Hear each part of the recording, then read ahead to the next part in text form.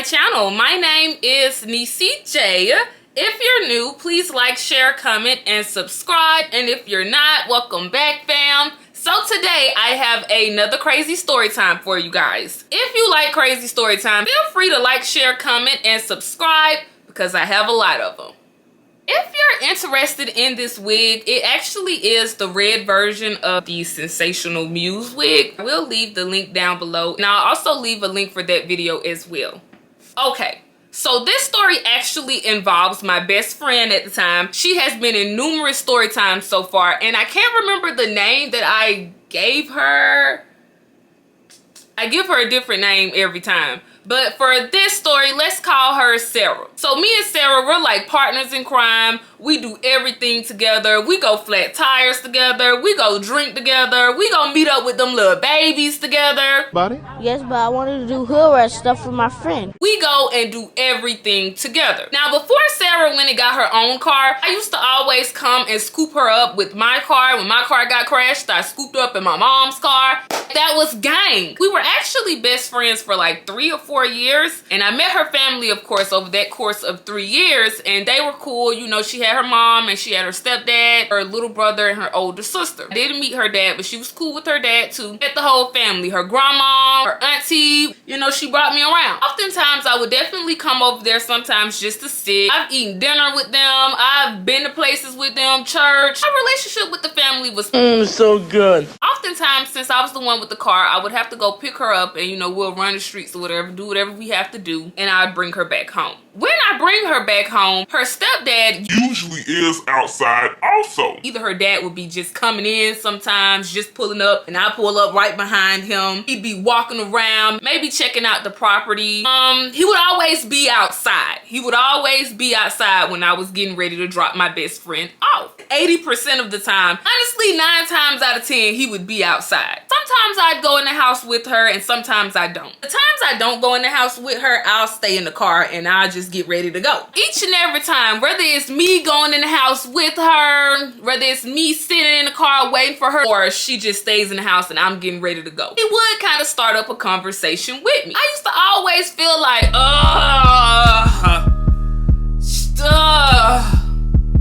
I'm high, sir. I am high. I'm not trying to talk to you. The whole car smell like weed and bunk and Hennessy and shit. I don't want to talk to you. Just keep in mind, we going out to probably do some crazy ass shit. Car smell like blacks, whatever, you know, like I ain't really trying to talk to nobody parent. He'll come out there and he'll ask me, you know, like normal parent shit. How's your day going? How's everything going? Are you in school? What's your goals look like? How you doing? Oh, are you still in college? Oh, That type of stuff. I have to be like, yep, everything's going good, sir. Yes, sir. No, sir. Nope. Nope.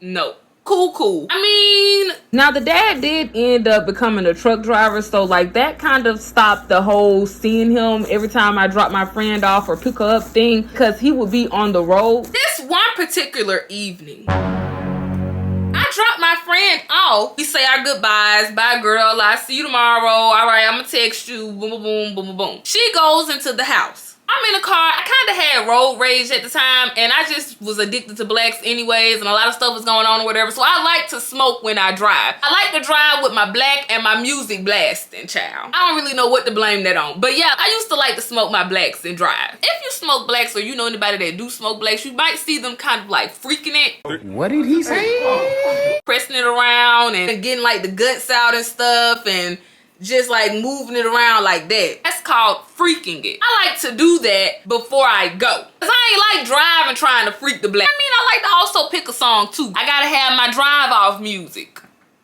He come walking from behind the house to the side of the house where I'm parked at.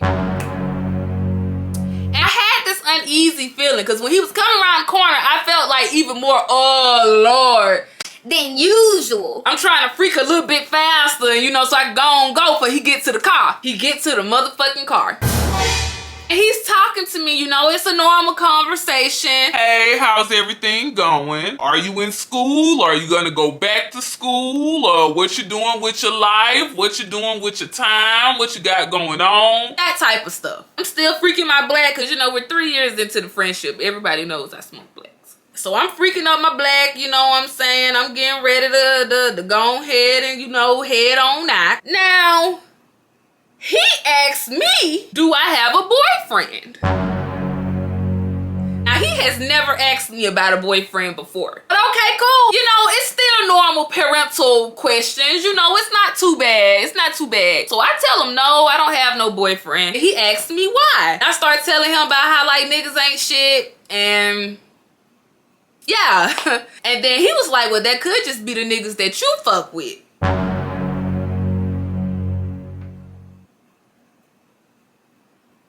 That's suspicious.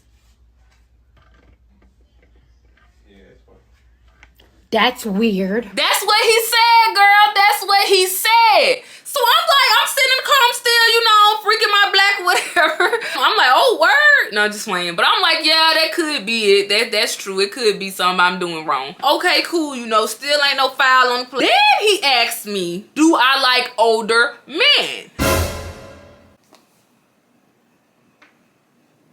Why, yes, I do. So I tell him, you know, I don't have no problem with no older men. You know what I'm saying? And yeah. Now, out of all the times I done pulled up on my best friend, and we've had these little meaningless parent-daughter's-friend conversations, he has never asked me no shit like that. He ain't never asked me no shit like that before. So I'm hitting him with the little nervous laughter. Mr. Jenkins. And I know I'm an empath now, so I know I could pick up on shit. Even back then, I felt this vibe of X videos, like cue the porn music. Like I just felt this creepiness. I knew he was coming at me how he was coming at me. So I kind of do like a little nervous laughter, you know. I know what you're thinking though, like, bitch, how the fuck? Like, you know what I'm saying? But no, like, waiting for him to say something about like I got a coworker or I got a cousin or brother or something like that. And he never did. He never did.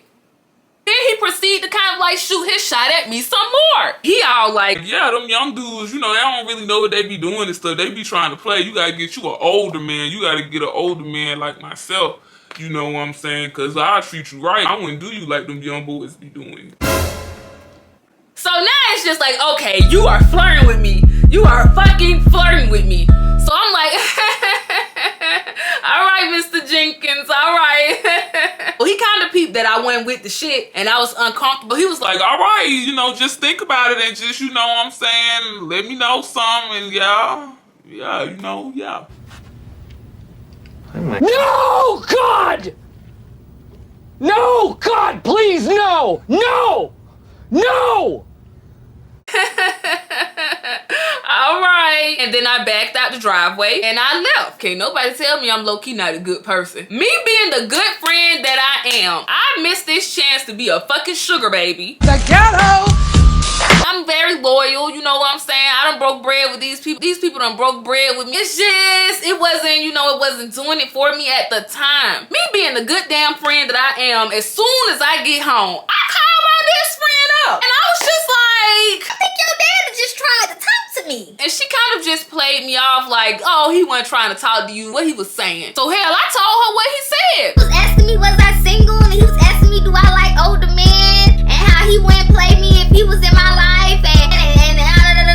She was like, okay. She kind of laughs it off and she's just like, oh, that's so crazy. We go to another topic and we talk about that until we got off the phone. I don't know why I would tell her and think that everything was cool. Now, I'm not in the business of telling other people's stories and telling other people's business, but kind of flows with the story. Now, her dad was an Android user. He had an Android and then he updated to an iPhone. I don't think he knew all of his notifications was gonna be on his front screen. As soon as somebody picked his phone up, he been messaging bitches on Facebook Messenger.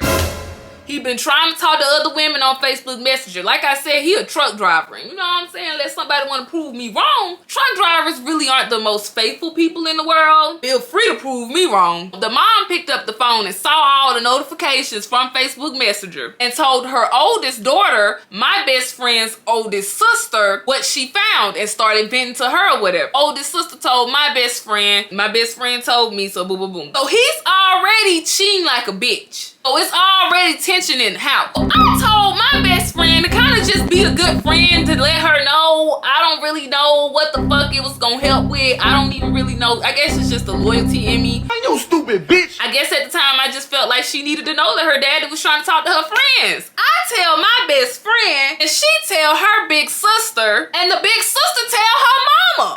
Oh, Lord. It really could have turned ugly from this point. It really could have turned ugly from this point if motherfuckers' minds was on it. Now, my best friend is steady inviting me over to her house. That's suspicious. I don't even really have to give my empathness the credit for this shit, but anybody with basic common sense can feel the tension in the house. The little brother looking at me crazy, the big sister looking at me crazy. I could tell they knew it wasn't my fault, but they was just like, oh, you sexy beast. Just giving me like, you know, Oh, why is you here? Emily steady inviting me over, child. Like, come on, girl. Just come on over. Ain't nobody stunning you. Come on, my mama ain't worried about you. My mama ain't stunning you. Why is she rolling her eyes at me? Why in my peripheral I get the she just farted face?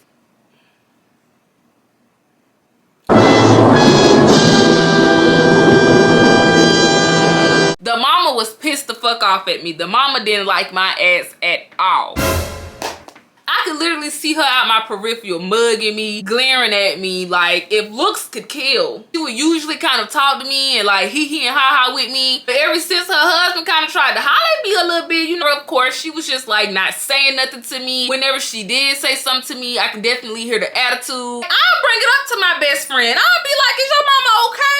Like, you sure she like me? You sure I'm welcomed here? Like, I don't think so. My mama ain't stunning you. She ain't threatened by you. She ain't think about you. Mama ain't. Whole time the mama looking at me like, baby, meet me outside. Meet me outside real quick, youngster. I'm saying, don't be treating me like I'm a homewrecker when I'm not a homewrecker, and I actually respect everybody's relationship. So don't even be treating me like that. In the lion's den again. Now, the mutual friend who introduced me and Emily came back into town because he moved out of town to go to school. He hits me up, let me know that he is back in town. He comes scoop me up, and then we pulled up over to Emily's house. So me and the mutual friend pulls up at Emily's house, and you know, I guess he wanted to surprise Emily or something. No, he actually did tell Emily that we were gonna pull up there, but Emily wasn't there. She told us that she wasn't there. Emily's like, I'm not there. I'll be there in a couple minutes, you know, boom, boom, boom, boom. So we pull up at her house, we're sitting up in her driveway, and we're just waiting for her to come. Most of the time, the dad don't even be there because he drive truck. Probably like once a month, maybe twice a month. I don't know his schedule, but like most of the times he will be out on the road. But of course, out of all the days, so the dad comes out and he starts talking to me and the mutual friend. Asking normal dad shit, like how's everything going? You're in school? Cool, what school you go to? Boom, boom, boom, boom, boom, boom. Letting us know that, yeah, everybody went to go blah, blah, blah, blah, blah, blah. My best friend mama, his wife, and the little brother were all somewhere else. Kind of giving me the little googly eyes a little bit, and I'm all like, Cool. He gets the scoop on how our mutual friend's been doing and what he's been up to. He asked me how I'm doing and how I've been doing and stuff. my best friend pulled up with her mom, her auntie, the mom's friend, her little brother. The whole gang was there, child. So they pull up and basically catch me and the dad talking in action. It's awkward as fuck. So the mom gets her keys and she opening the door, and me and her made eye contact, and she just like, and then she look at her husband and she just like, girl. I'm tapping our mutual friend on the shoulder like, did you see that? Because everybody want to act like I'm crazy and this lady ain't got no problem with me. He was like, Yeah, I saw it. I saw that, yeah, I saw it. okay, good. So I know I'm not crazy. We all go in the house, child. I'm back in the lion's den. Honestly, if motherfuckers wanted to flip and just beat my ass at this point, it wouldn't even be nothing I could do about it. We go in, I sit down in the first chair they got. Plop down on the chair because hell, I'm thinking we ain't finna be there long. I sit down in that chair, then my best friend's mom is sitting down in another chair across the room. Her daddy gonna come out the kitchen. He looking at her mom and at the floor and shit. He ain't never looked at me. And he talk about some, all right, homegirl, I'm gonna need you to come up out that chair because that's my chair. I'm still sitting in the chair because he's not looking at me. I'm looking at him, but he's not looking at me. I don't know who he's talking to. You know, I'm sitting in this chair, his wife's sitting in the other chair. So what chair are you talking about? Who are you talking to? Now, to be fair, we definitely did smoke before we pulled up to my friend's house. But like, righteously though, he still could have been talking about either chair. So like, and him not looking at me just didn't help. So he looks at me and he kind of like says it again. I was like, oh, I didn't know you was talking to me because you weren't looking at me, child. I thought you was talking to her. Oh, baby, nah, that ain't gonna work. Okay, that is a meet me outside moment. Oh, shoot. Why did I say that? So the mom, she kind of starts chuckling. She kind of got up like I can tell something was wrong. And she goes back into their room. I get up, child, and I go sit over there next to our mutual friend. I'm guessing the dad is just like, bitch, I don't even want to sit there no more. So he goes outside the front door. In the back, I hear the mom talking on the phone with somebody, you know, and they're just like, oh yeah, he's back in town. He's here talking about our mutual buddy. I don't care what nobody says. She starts talking about me. It gets a little quiet. She called me a bitch too. Like I heard her from the front room and I heard her say, bitch. I'm not even here because I want to be here, baby. Your daughter invited me. Your daughter the one keep inviting me over here like she don't know her mom. You lucky I don't want to speak on that. And then, I mean, at least had the decency to be like, get out of my house or I don't want you here. Like, I'm not no mind reader. I knew they was talking about me, child, but I'm like, whatever. Emily, can you hurry the fuck up? I'm ready to go. Instead of just leaving. I sat there for like a couple of more minutes. Then the mom had came back from her room. She starts talking to our friend or whatever. Emily finally comes from the back. We all leave and we go hang out.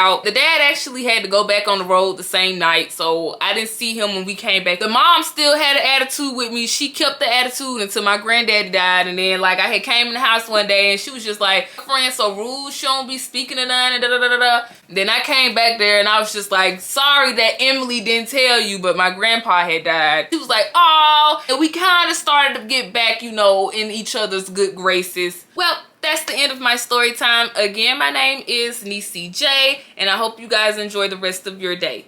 Bye. And I'm still running through the mall with your motherfucking daddy. Shit, I'm chilling. You know, I don't care nothing about that Lions Den for some reason. I actually told my mom what happened too, and she was like, why the fuck do you keep going over there? You just stay over there? You can't fight somebody in their own house. I was a wild ass motherfucker, man. I was really wild.